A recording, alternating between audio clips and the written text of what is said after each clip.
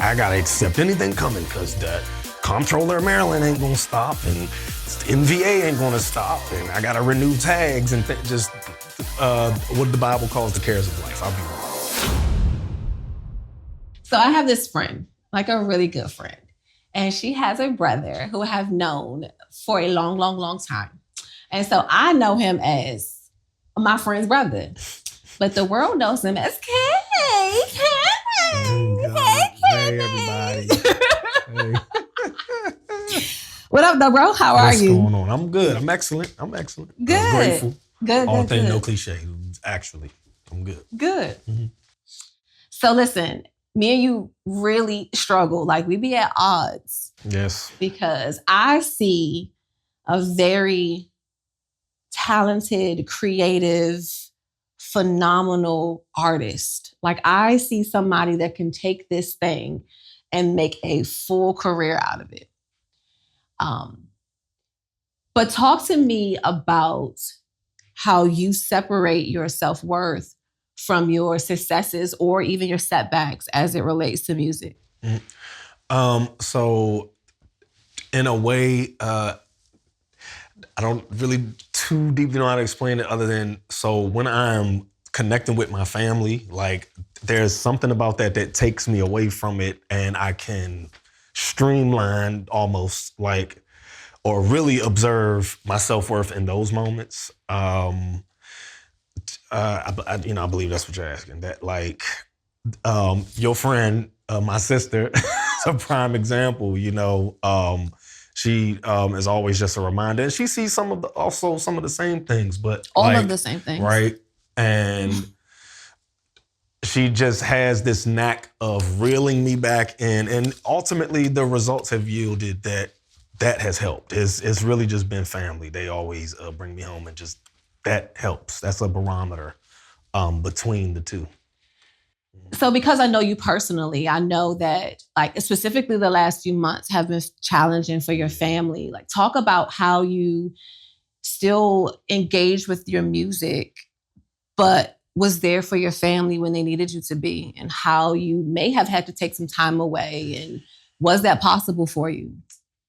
That was kind of difficult. I've missed a couple travels for Thanksgiving and Christmas. But to be honest with you, the root behind that is a past where I was not doing not even an inch of anything with it. And the amount of like, Kenny, you gotta do something, it was like, all right, when I finally did something, it just ended up being that way. But that was what really drove it. I'm like, y'all are the ones who told me to go get it and to go achieve it and do it in God's name and all those things. And so ultimately that is how that happened, or how that came to be, where I'm like, well, hey, y'all gave me the fuel to say, all right, well, maybe not this Thanksgiving or maybe not this Christmas. But all the while that was going on, it was still in my heart. Because you see the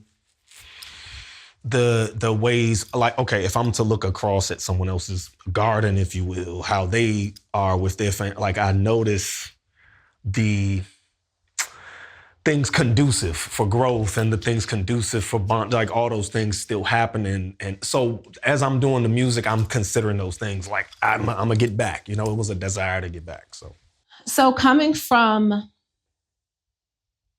a performing arts background, I think one of the things you said was like, I didn't know you like could sing classical, right? So my grandmother was a piano teacher. So there's that your whole life, right? You're gonna learn piano whether you want to or not. Yeah. And then I go to a performing arts high school, and then I major in music in college. And I remember in college, because I went to a PWI, predominantly white institution, and I remember being so confident from high school, because I led all these songs and we won all these awards, and it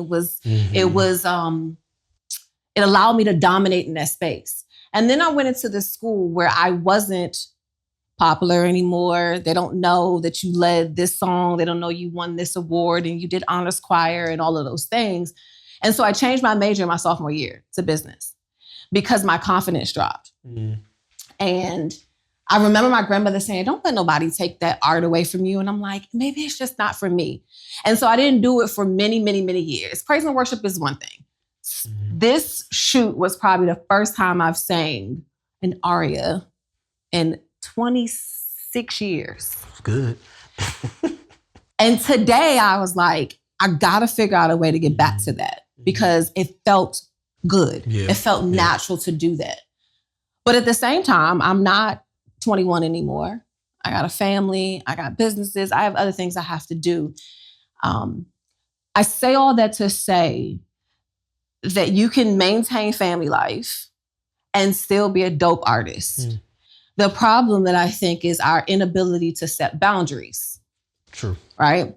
If I want to go do the Handel's Messiah for Christmas, I might have to pull back a little bit from training. I may have to pull back a little bit from the store. I may have to make sure that Madison has a ride to the color guard. So I think that it's possible to do all the things. You just got to set some boundaries. Sure. And from what we've discussed, that has been a struggle. Yeah. Setting boundaries. And coming from a large church, I know how sometimes it can feel like, well, if I'm not here, then they're going to replace me. Sure. Right? So talk to me about why setting boundaries is difficult for you and why, because you did just tell me that you're going on a sabbatical, which I applaud you for, right? But why up until this point has that been a challenge? Just in a nutshell, oh gosh. In a nutshell, I have just made some financial mistakes. That's one thing. I think this is a dual answer. I've made some financial mistakes to where, for example, I guess I'm not getting too personal. When I started I won't say it, but when I started with a particular place, I was a contractor. And I guess like any normal person, all it could have taken was some research or whatever, but I kind of just was like, oh, okay, just be a contractor, just whatever, not knowing how you are supposed to, give to the IRS through that rather than make it hard on yourself at the end of the year and go through and do all your write-offs and everything. Mm-hmm. So that turned into multiple years. And when I finally learned, oh, that's what you're supposed to do, why it took a couple years. Yeah. But that's one thing. Another thing also has been this tendency to want to be everywhere. And I'm not God. So I don't know where that ultimately comes from, but I think maybe it is the ability. Sometimes I can get a little wrapped up in the ability that I can sing anything. I can sing jazz. I can sing this. I can sing that. Hey, call me whoever you are. And yeah, I do. I get wrapped up in that. I think that kind of gets in the way of the setting the boundary. Or there can be a time I'll tread that way, but again, the finance. So I think, like I said, both things kind of clash, and it becomes this isn't the day to do that. I gotta say yes to both, or you don't have to, but I'll feel as though I gotta accept anything coming because the Comptroller of Maryland ain't gonna stop, and MVA ain't gonna stop, and I gotta renew tags and just what the Bible calls the cares of life. I'll be real.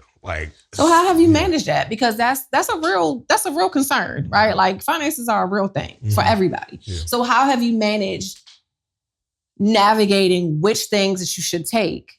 Because I know, right? You have the ability to get gigs that can cover 10 gigs. You can get one that can cover the 10 little things that you're doing. So how have you managed that, or have you managed that?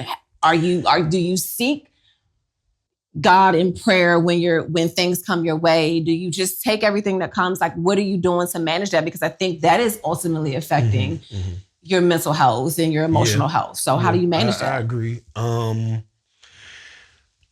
I would say I've moved in that direction as of recently with, like you said, the sabbatical, but that's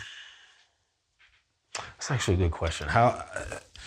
Let's just say I'm still working on that. But I've realized, because I have it, it's right here.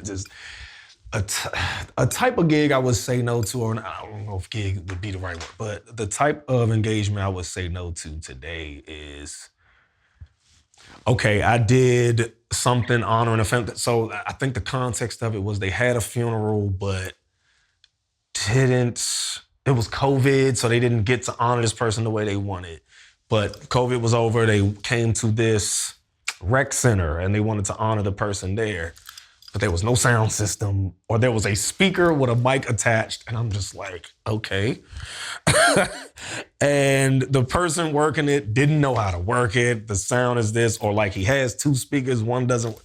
So I that's easy, right? It's easy to be like, okay, like the way, if I'm honest, the way things have been going, there's a system, there's a band, there are things set up. And I'm just stepping into that, just adding my role, if you will, but. So I'm going to offer this. I think with this platform, there are going to be people watching that have resources that can help you manage all of those little facets. Mm-hmm. Mm-hmm. I have said to you in all honesty, like I'm going to pull back, right? Because I feel like I see much more than sometimes I maybe think you see yourself.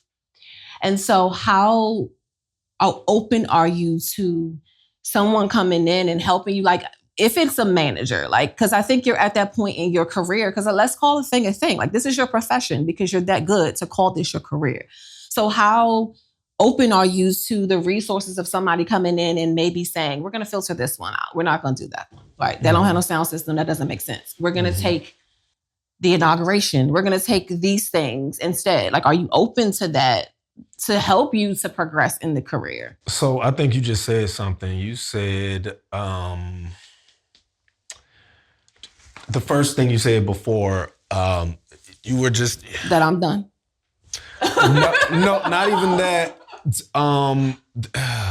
I lost it, but like a manager or resources or something to come in. I think you said, okay, I think I'm still trying to buy into I'm that good. And I think that's imposter syndrome. And I think once that breaks, the opening will be, okay, I'm that good, so I'm open to, you know what I'm saying? I think it's literally like, I'm still trying to buy in myself that I'm that good. I think you're a person, right? And I think this is exactly the conversation that we're having, because what you're describing is imposter syndrome, right? And so I think we all in some way feel like, when I look at fitness, I'm like, I'm fit, but if I scroll social media, I don't got no 8-pack and I can't do 20 pull-ups, but I still get clients, right? Just off of what I'm doing alone. Not trying to do too much, just doing what I do every day. I'm still getting people that are attracted to my personality, that's enough to want me to train them. When we have people come into the store, there are so many conversations I have at the register that turn into tears and prayers and hugs. And I'm not leading with, when I'm ringing them up like, oh, hey, I'm a widow and I lost my husband. It just comes out because I'm like, I'm gonna let my character speak for itself. So I think what you feel is natural and human, but kind of just leaning into the fact that you are that good. Got you. Period. Like you really are that good. And I think when you see the feedback from this, you're going to hear multiple people that say, you are that good. You really, really are. And I don't know, Kenny, I just hope that this is like the catalyst to push you into the next phase of your life. Because you actually can retire doing this. Like you can. You can. And I think that the financial woes and the things that we all did in our 20s and early 30s and all of the things are part of life. But I think you have enough in you that you can make a real career out of this. Well, thank you. Again, that's another thing you just said, and it's like, oh, really? I'm trying to buy into that. Yeah. Yeah, maybe not buy into it, just lean into it. Yeah. Don't try to convince yourself, just do it. Kenny, I love you very much. And I am so glad that you joined me today. And again, I hope that this was a positive conversation that'll help you see how incredibly dope you are. I would say so. All right. Yeah. All right, guys. So in the comments, I need y'all to tell Kenny how dope he is. And then if y'all got some gigs, book him. And if you want to be his manager, we hiring a manager. Like, we not doing nobody. There's nothing for free happening over here. So hit him up because Kenny is that dope. All right. See y'all later. Have a good one. The Young Foundation is a nonprofit organization whose mission and vision statement is to support first responders and their families as it relates to mental health awareness, suicide prevention, and suicide awareness.